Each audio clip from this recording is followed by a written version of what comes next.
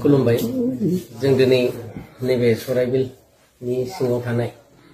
नथामबिल एरियानि गासै एक्स एनडिपि रन्जन दैमारि ग्रुपनिखौ जों लोगो हमलायनानै थासारिनि आबहावानि सोमोन्दै जों सावरायलायदों। दा जों सावरायनानै मोनबाय जे साफ्रोमबो जों रन्जन दैमारि ग्रुप हिसाबै दिनै गासैखौबो बेराफारफ्रोमनि बिथिंनिफ्रायबो जों सिन्था खालामनानै दा जिहेतु जोबथेसालियाव थानाय जेबायदि थासारि बेफोरखौ जों सिन्था खालामनानै दिनै सावरायलायनायाव जों मोननो हादों जे जोंनो थासारिखौ गोजोन नांगौब्ला आरो जोबथेसालियाव थानाय जेसेबांनाखि लिडारनिफ्राय केडारसिम दं बिथांमोनखौ जुदि बख'नानै लाबोनांगौब्ला जोंहा गोबां साननो गोनां जादों। आरो लोगोसे नैबे मोनफ्रोमबो दावहानि समाव सैसो नांनाय मुंख्लं जानांनाय न'खर बिथांमोननि माखासे दुखु दाहानि बेलायावबो जों सावरायदों, सिन्था खालामदों। बिथांमोननि साननाय आरो हास्थायनाय लुबैनायखौ जुदि जों फुरा खालामनांगौब्ला जोंहा गभर्नमेन्टनि गोनांथि दं मदद मोननो थाखाय। दा बेनिखायनो जों गुवारै सिन्था खालामलायनानै रन्जन दैमारि ग्रुप हिसाबै दिनैहाय सावरायलायनायाव जों फैबाय थानाय इलेक्सनाव जों बिपिएफ हान्जाखौनो सापर्ट खालामनो होननानै जों दा रेडि जाबाय। न' डाउट आंथ' जेन'बा बिपिएफआव जबदान जाग्रोखाबायमोन, अब्लाबो आं गावनि कमरेड्सफोरजों दिनै गुवारै सावरायदों। गुवारै सावरायनायाव बिथांमोनहाबो बे पजिटिभ रिजाल्टखौनो होदों जे जातिनि सार्थआव बिटिसिनि सार्थआव बिटिसिनि जेसेबांनाखि जनगोष्ठीफोरनि थैनाय थांनायनि सोमोन्दै जों सावरायलायनानै बिपिएफ दोलो नङाबा जों थांनानै थानो हानाय नंला आरो लोगोसे बिटिसिखौ जों बासायनानै लाखिनो हानाय नंला होननानै जों सिन्था खालामनानै बिपिएफ दोलोखौ फैबाय थानाय 7 तारिख मेनि जिहेतु जानो गोनां जोंहा लकसभा इलेक्सन, बे लकसभा इलेक्सनाव जों नांगालनि सबियाव भट होनानै बिपिएफ दोलोखौ देरहासार खालामसै। खाम्फा बर' गयारिखौ जोङो जोंनि बर' हारि बा बिटिसिनि गार्जेन हिसाबै जों लकसभायावहाय दिनै दैदेनगिरि हिसाबै फाथायहरनो जों थियारि जाबाय। बेनि गेजेराव मोनसे सोंथि, एक्स एनडिपि इउनाइटेड फरामनि जेनेरेल सेक्रेटारि एन दानसोरां बिथाङा मिडियायाव फैनानै अपेनै इउपिपिएलखौ थोंजोङै सापर्ट होनायनि खोथा बुंदों। बे बेलायावहाय मा फोरमायगोन? दा बे बेलायावथ' एक्सुवेलि बियो रन्जन दैमारि फेक्सननि जोङो मिथियो आरो दा नोंथांमोनाबो मिथिनो हागौ आं माखासे सानाव बाइटआव बुहुत बुंबाय थादोंमोन जिहेतु इउनाइटेड फराम जाय मोनब्रै फेक्सनजों मोनसे जों इउनाइटेड फराम हिसाबै जोङो मोनसे संगठन फर्म बानायनानै लादोंमोन। दा बे बानायनानै लानायाव आंबो इउनाइटेड फराम फर्म बानायनायाव मिटिंनि गेजेरजों साफ्रोमबो जोंनि दैदेनगिरिजों लोगोसे कमरेड्स बा केडार्सफ्रा जयैनो डिसकास खालामलायनानै कमिटिखौ गठन खालामनायाव जों दैदेनगिरिफोरखौ दायथ' होलायनाय जादोंमोन। दा दायथ' होलायनायाव आंबो सासे सेन्ट्रेल कमिटिनि अर्गेनाइजिं सेक्रेटारि हिसाबै बिबानखौ रुजुनदोंमोन। रुजुननानै आङो बेनो एसे गोलाव सम बे माबायावनो संगठनावनो आंबो मावबोदोंमन। दा मावबोनायनि गेजेराव माखासे जिनिसा मोगथां महर मोनैलाय आं दिनै सिन्था खालामनानै एडभान्स बिपिएफ दोलोआव जगदान जाग्रोदोंमोन। दा बिथांमोनहा दिनै फैयै फैनानै इउनाइटेड फरामनि खोथा बुङै बुङै खामानि मावबोनानै सा ससेयावहाय मा जालायखो आं बेखौ मिथिया। जानो हागौ बिथाङा गावनि सार्थनि थाखाय माबा मोनसे डिसिसन लादों। आं खोनानो मोनदों गोबावसै आङो 2-3 माससो जाबाय बिथांखौ पार्टियाव बिथाङा जेनेरेल सेक्रेटारि हिसाबै दंमोन सेन्ट्रेल कमिटिनि। दा जेनेरेल सेक्रेटारि हिसाबै बिथाङा आबुङै मावफुंनो हायासै होननानैसो आं खोनानो मोनदों। पार्टियाव इनएक्टिभ होननानै आं बिथांखौ खोनानो मोनदों। आरो लोगोसे बेजों लोगोसेनो क'क्राझार डिस्ट्रिक्ट आरो चिरां डिस्ट्रिक्टखौ डिस्ट्रिक्ट हिसाबै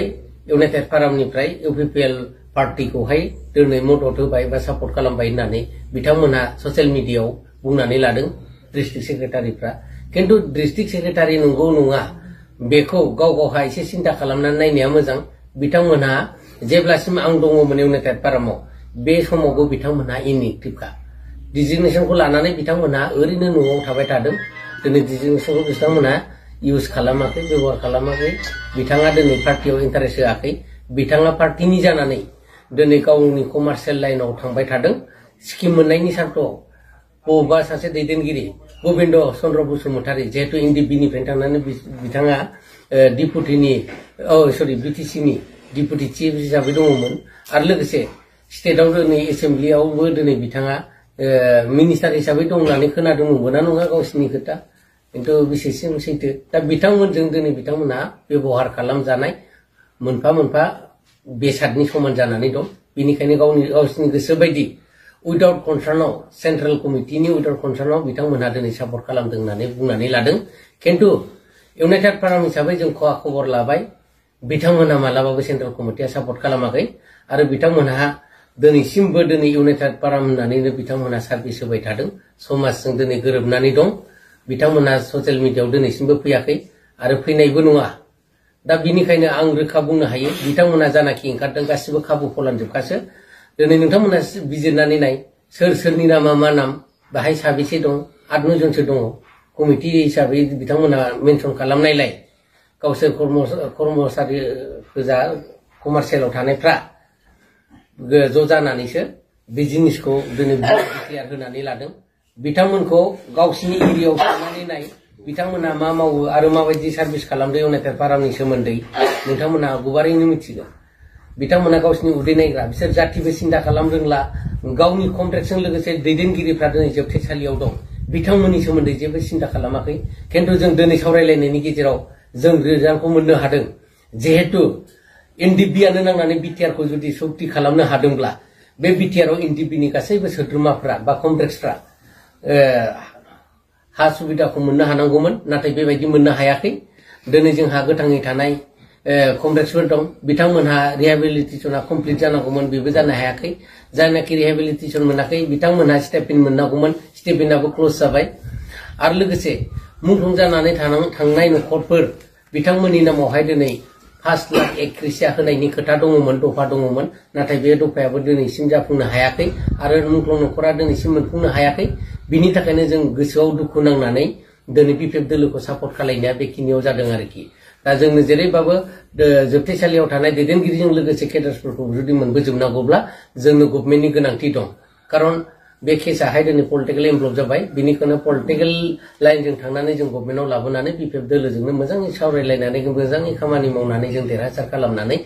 दिनै बिटिसि गभर्नमेन्ट दाफुंनो हायोबा बिटिसि गभर्नमेन्टनि थ्रुयै बिथांमोनखौ बरननायनि लामाखौ जों लादों दा बेनिखायनो आङो जोंजों लोगोसे रन्जन दैमारि ग्रुपजों लोगोसे साफ्रोमबो बर' रायजो राजा आरो बर'नि इन्टेलेक्सुवेलफोरखौ आं खावलायहरनो सानो जे दिनै जातिनि सार्थ बा बिटिसिनि सार्थ बा मुंख्लं आरो लोगोसे गोथाङै थानाय जोबथेसालियाव दावहारु बिथांमोनखौ बरननायनि सार्थआवहाय आं गासैखौबो ज' जानानै नैबे खेबसेयाव बिपिएफ दोलोखौनो मदद होनानै देरहासार खालामनांगौ होननानै आं खावलायहरो जिहेतु जाहा 10 बोसोरा दिनै बेक जाखाबाय 10 बोसोराव जेबायदि जों मोनफुंनो हानांगौमोन बेखौ मोनफुंनो हायैलाय दिनै जुदि जों बे बारावबो जुदि गाव गावजों सोंखारिलायनाय नेवसिलायनाय मोखां नायलायै जालायनानै जुदि गेना गोरोन्थिखौ जों सानखांबाय थानानै जुदि नों आलदा आं आलदा जुदि जानानै थायोब्ला जोङो मालाबाबो जौगानो हानाय नङा बेनिखायनो आङो दिनै जातिनि सार्थआव साफ्रोमखौबो अपेन नङाबाबो साइलेन्ट बहर होनो थाखाय नांगालनि सबियाव बहर होनानै बिपिएफ दोलोखौ गभर्नमेन्टआव लाबोनो थाखाय आं साफ्रोमखौबो खावलायहरो इन्टेलेक्सुवेल लेभेलाबो नङाबा दायनिगिरि जागोन होननानै आं सानस'नो हानानै साननो हानानै जातिखौ दैदेननो हानाय गोहो थानानै जुदि जातिनि फारसे सिन्था खालायाबा जातिखौ दैदेनलाङाब्ला दायनिगिरिया एनडिबिनिल' जानाय नङा बा बर'नि दैदेनगिरिफोरल' जानाय नङा साफ्रोमबो इन्टेलेक्सुवेलफ्राबो जागोन खारन साननो हानाय गोहोआ दं जे हिसाबै बेनिखायनो आङो साफ्रोमखौबो दिनैनि बे प्रेस मिटनि गेजेरजों बर' हिसाबै बा बिटिसिनि जेसेबां जनजाति दङ जनगोष्ठीफोर बिटिआर बाखिन्दा हिसाबै जिहेतु जों बिटिआरनि बुहुमपुत्र हिसाबै बिटिआरखौ फोथांनानै लाखिनायाव ज'यैनो आवगायनो थाखाय आं खावलायबाय भटखौ जेरैबाबो फैबाय थानाय 7 तारिखआव जों नांगालनि सभायाव भट होनानै देरहासार खालामनानै जों गोग्गो बिटिसि खालामनांगोन गेरेमसा हारि हिसाबै जों थांनानै थानो हानांगोन बेजों लोगोसे आं दिनैनि प्रेस मिटखौ बेखिनियाव दोनथ'नाय जाबाय गोजोन्थों।